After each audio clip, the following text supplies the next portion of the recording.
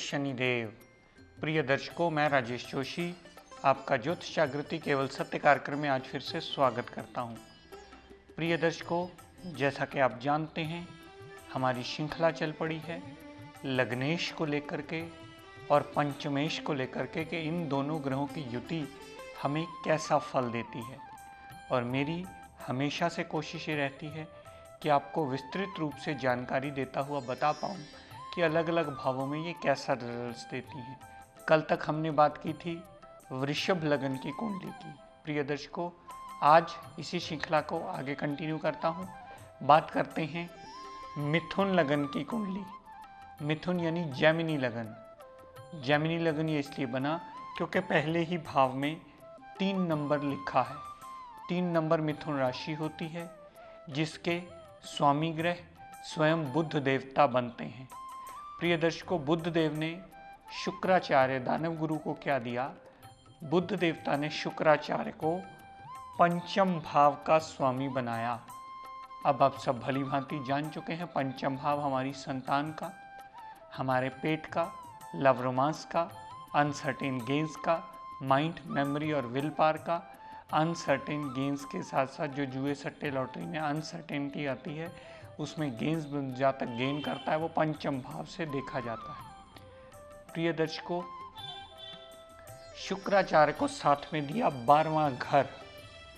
12वां घर व्यय का, विदेश सेटलमेंट का, अस्पताल के खर्चे का, जेल यात्रा का, हस्बैंड वाइफ के पर्सनल टाइम का, ये भी शुक्राचार्य के पास आया।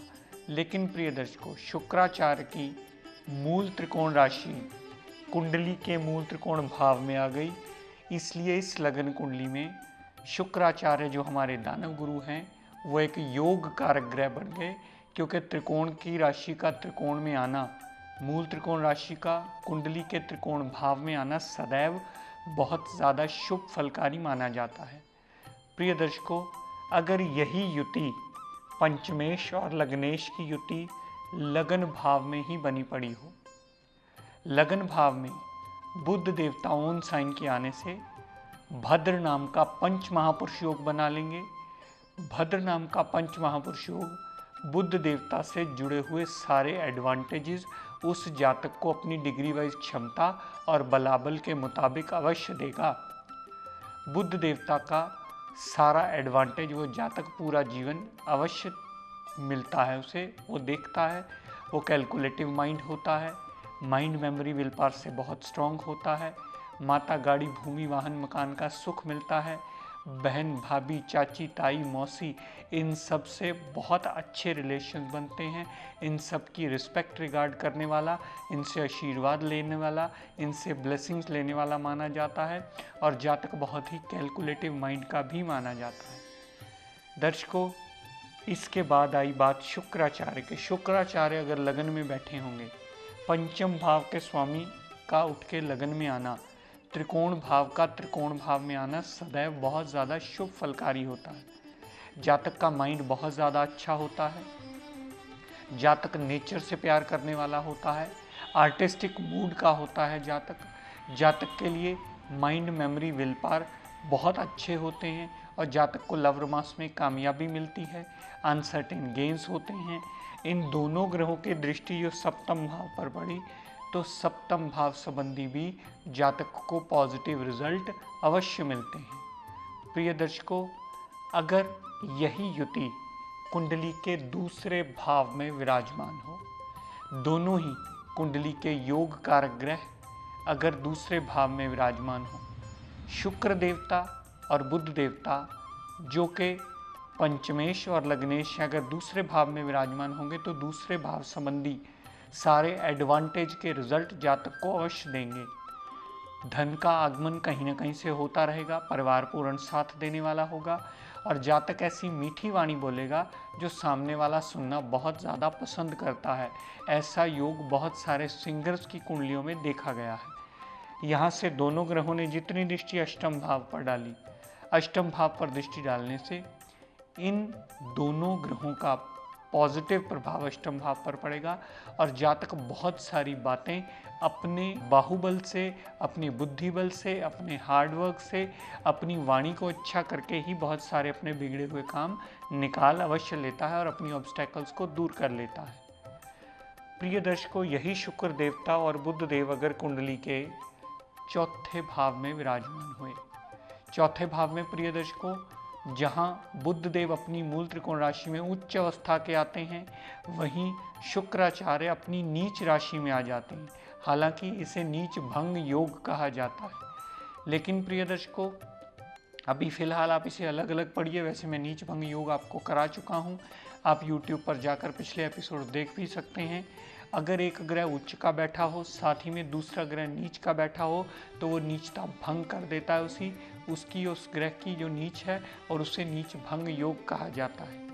यहाँ पर शुक्राचार्य की जब भी दशा अंतरदशा चलेगी, वो सदैव जातक को प्रॉब्लम्स देती ही मिलेगी। शुक्राचार्य अपनी दशा अंतरदशा में माता को कष्ट, माता से मिसअंडरस्टैंडिंग्स होना, अगर जातक की गाड़ी, भूमि, वाहन, मकान अगर लेने वाला हुआ, तो वो हमेशा शुक्राचार्य देरी करते मिलेंगे, उसमें हमेशा प्रॉब्लम्स ही देते मिलेंगे। इसके बिल्कुल विपरीत प्रिय दर्शकों, बुध देवता की जब भी दशा अंतरदशा चलेगी, क्योंकि बुध देवता ने केंद्र में ओन साइन का उच्च का होकर के भद्र नाम का पंच महापुरुष योग बना लिया है, तो चौथे भाव में बुध देवता का उच्च का होना सदैव जातक के लिए एडवांटेजेस लेकर के आता है, लाभदायक सिद्ध होता है।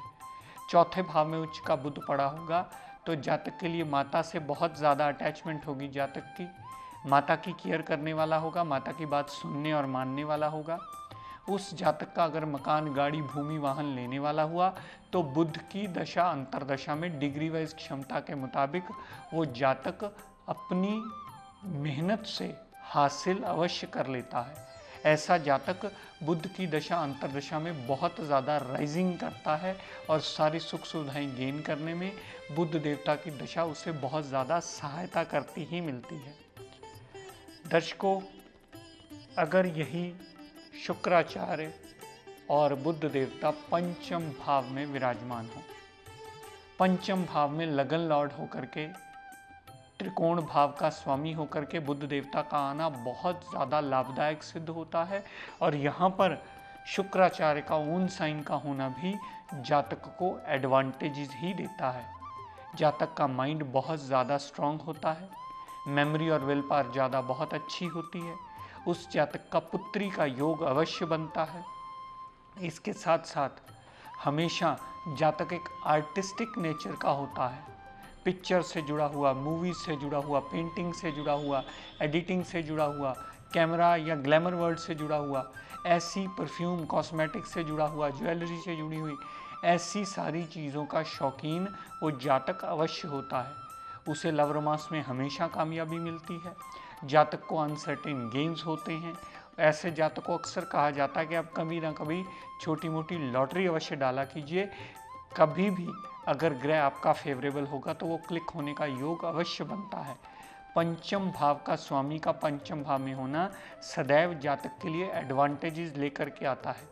संतान से सुख मिलता है, संतान को सुख मिलता है, संतान से साथ साथ उस जातक का खुद का हायर एजुकेशन यानी पोस्ट ग्रेजुएशन का भी योग अवश्य बनता है। दर्शकों, यही शुक्र बुध अगर कुंडली के सप्तम भाव में विराजमान हो, ऐसी स्थिति में लाइफ पार्टनर बहुत अच्छा मिलता है, डेली वेजेस बहुत अच्छे होते हैं और साथ साथ पार्टनरशिप में सदैव कामयाबी मिलती है। पंचम भाव के स्वामी का सप्तम में आना एक लव मैरिज के योग को दर्शाता है।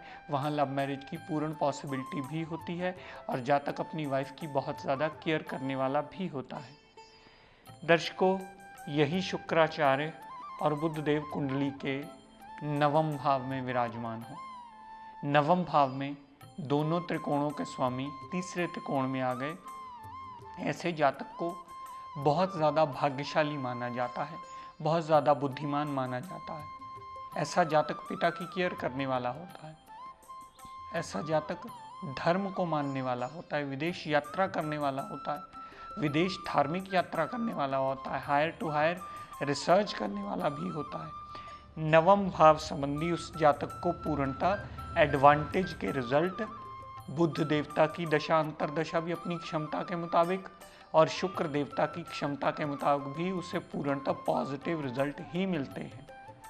दर्शकों, यही शुक्र बुध देवता की युति अगर कुंडली के दशम भाव में विराजमान हो, अब दशम भाव में भी स्थिति चौथे भाव की तरह आ गई।